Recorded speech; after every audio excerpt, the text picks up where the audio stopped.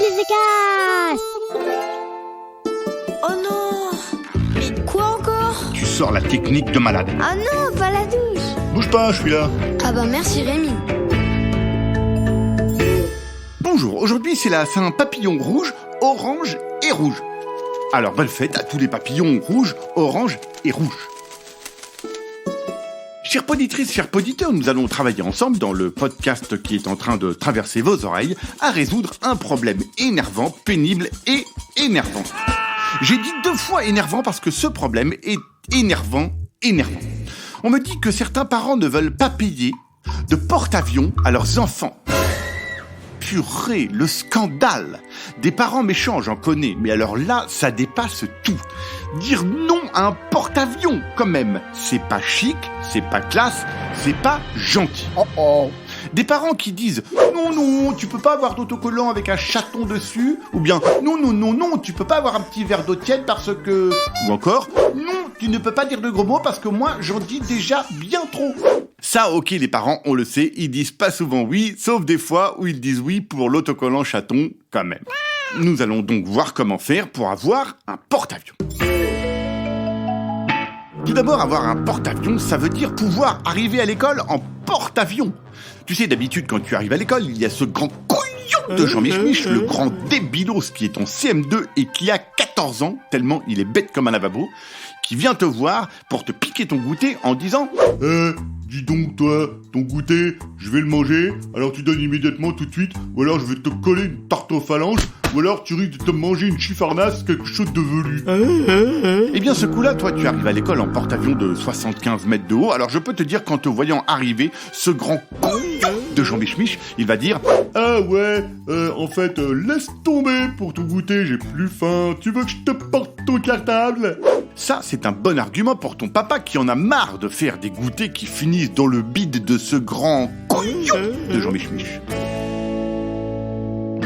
Ensuite, il y a encore papa qui dit « Ah mince, ce week-end, on peut pas inviter tous les cousins parce qu'on n'a pas assez de lits. » Et ben toi, tu réponds que si on avait un porte-avions, on pourrait inviter jusqu'à 6000 personnes. Alors les cousins, on pourrait parfaitement les accueillir, mon petit père.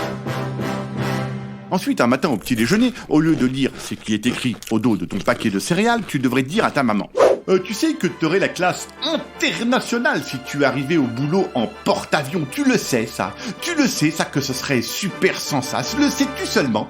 Là, ta maman, elle va lever les yeux de son café et elle va dire Ah ouais, c'est vrai, n'empêche. Si, après, elle te dit que ça va pas être facile de se garer sur le parking de son boulot, tu lui réponds qu'elle devrait se laisser un peu plus aller, qu'un peu de poésie lui ferait pas de mal, et qu'en ce moment, tu la trouves tendue, et qu'elle devrait aller faire un petit jogging sur le pont d'un porte-avions.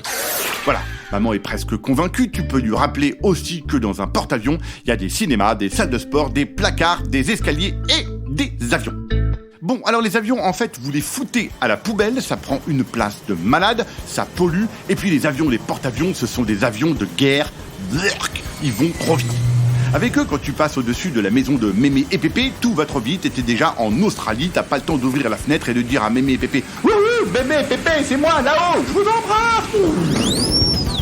Donc les avions, tu les balances, ça fera de la place et vous pourrez jouer au badminton géant sur le pont du bateau. Le badminton géant, c'est comme le badminton mais en géant. Ça veut dire que vous jouez au badminton dans les petites voitures de golf tellement le terrain est immense. Je joue régulièrement au badminton géant et je peux vous dire que c'est carrément marrant, super rigolo, fandard, hilarant, tordant, bidonnant, poilant, désopilant. Je te mets plein de mots qui veulent dire rigoler, ça peut toujours servir quand tu auras besoin de rigoler. Et pour terminer de convaincre tes parents de t'acheter un porte-avions, dis-leur qu'un porte-avions c'est bien plus joli qu'un autocollant avec un chaton dessus. C'est pas compliqué quand même. Allez, merci qui? Ah bah merci Rémi. Hop. Dis donc, au fait, j'ai comme une super bonne nouvelle pour toi, pour nous. Comme c'est la rentrée, j'ai pensé à toi, on va se retrouver aussi le mercredi. D'abord parce que dans Murphy Rémi, on est trop sympa et stylé comme ton nouveau cartable, et puis aussi parce que vous êtes de plus en plus nombreux à m'écrire et qu'un podcast par semaine, c'est pas suffisant pour répondre à tout le monde. Le mercredi, ce sera donc un nouveau rendez-vous, rien qu'à nous. Vos messages, vos problèmes, vos questions, et je vous réponds. Pour laisser un message, c'est facile, tu m'écris ou encore mieux, tu m'envoies un message audio à remy@billythecast.com. Allez, hop hop hop. Et puis évidemment, le vendredi, Pépouze, tu retrouves ton Merci Rémi habituel. Alors, elle est pas belle la vie? Un podcast original, Billy the Cast.